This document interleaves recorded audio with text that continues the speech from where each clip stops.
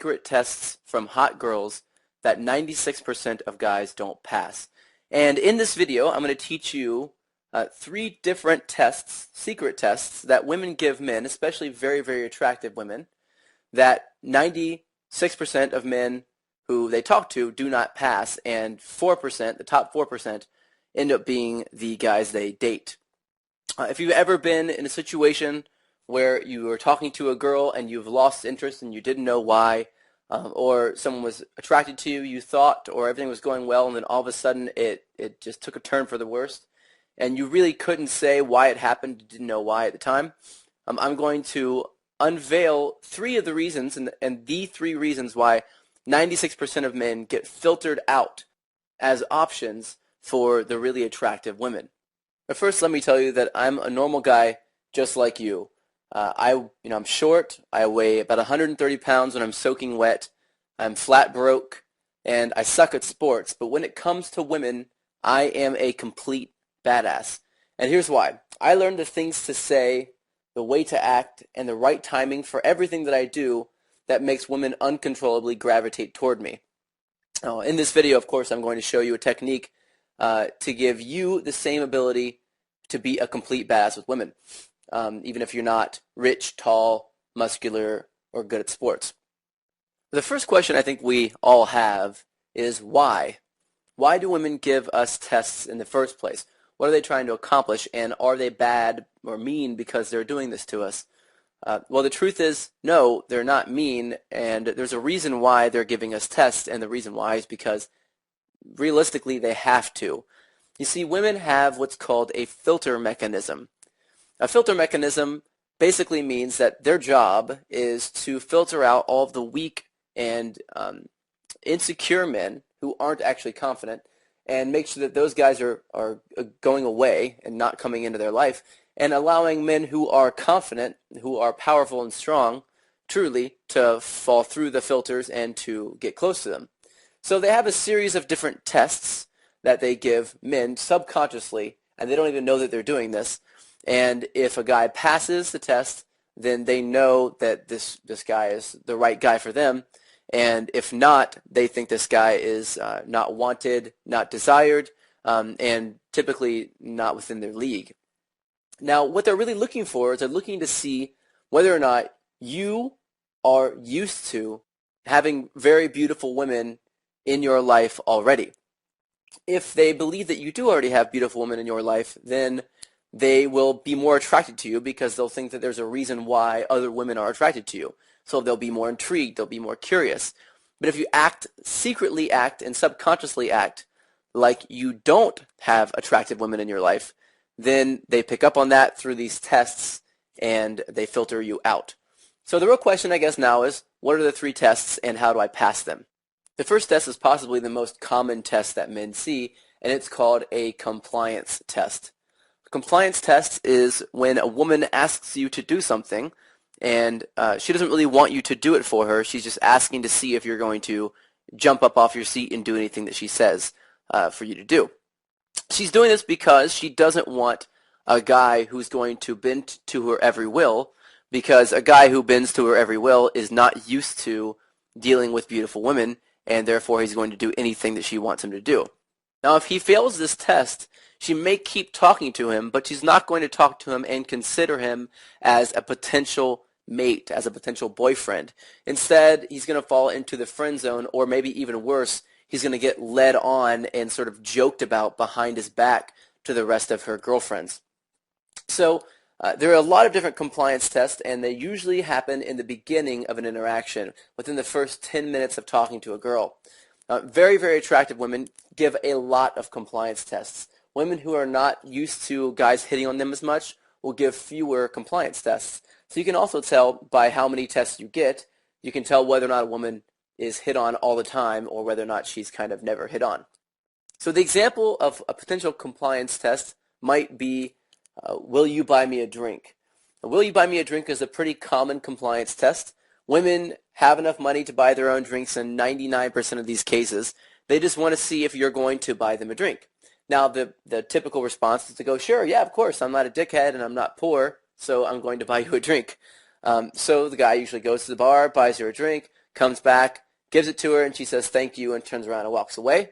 Or she says thank you, sits there and talks to him while she finishes her drink, and then afterwards she says nice to meet you and walks away.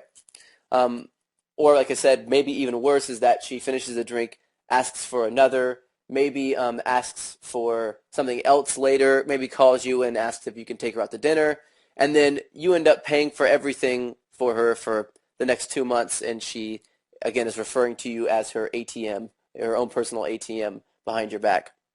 So that's one test called a compliance test. The next test is called a congruence test. A congruence test is something that you'll get more often if you're pretending to be cooler than you are, pretending to be more confident than you are. So anytime you walk in like you're a very confident man, women want to test to see whether or not your confidence is real, because guys have learned how to fake confidence. But how can you tell if a guy is faking confidence?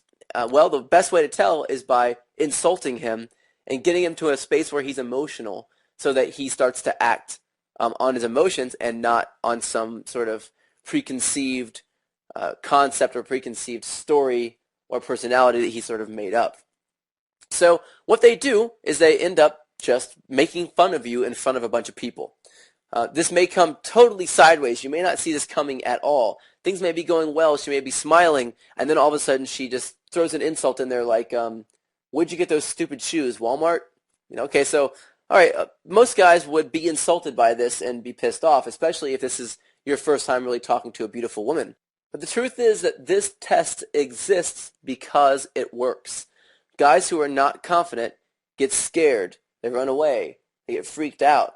They look down. They have all these different cues. They stop talking for a minute and get confused look on their face.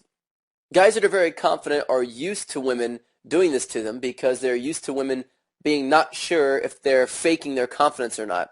So they know how to respond to this test. This is a test where if you're getting it, it's really considered a high-quality problem because that means you're talking to and attracting very beautiful women. And if you get any kind of a test, it means that the woman you're talking to thinks that you're a potential boyfriend or a potential hookup, and she's testing you to see whether or not that's actually true. So anytime you get a test, it's a good thing. But if you fail the test, you really need to sort of look back on it and understand what to do right and then fix it next time, because if you never learn that these are actually tests that you're getting, then you are going to fail them every single time. You also need to know exactly how to respond to these different tests and the different sort of ways around the back doors so that you know exactly how to move the conversation forward. The final test is called the gender role test. This test is a little bit more elusive than the rest of the tests that I've given you so far. The gender role test is a test that a woman will give you to see whether or not you want to play the male gender role in the relationship. Women do this very early on, and sometimes within the first 5 or 10 minutes of the conversation. And if they're doing this, it's a very good sign that she is looking at you as a potential long-term partner. Now, the way this comes out is that she'll begin to take charge or take control of the interaction, sort of telling you what to do, leading around, turning away, stepping back, talking to someone else in the middle of a conversation, and things like this. Now, what she's doing is she's trying to test whether or not you are going to be strong enough to lead the relationship and whether or not she can trust you later on. If you step forward, if you chase her, if you get angry, if you don't know what she's doing during this process, then you will fail this gender role test. And even worse, if you sit back and let her lead everything, she'll know that you are going to fold under pressure in the future, and she will not consider you to be a potential boyfriend or mate or hookup or anything beyond the 5 minutes that she spends talking to you.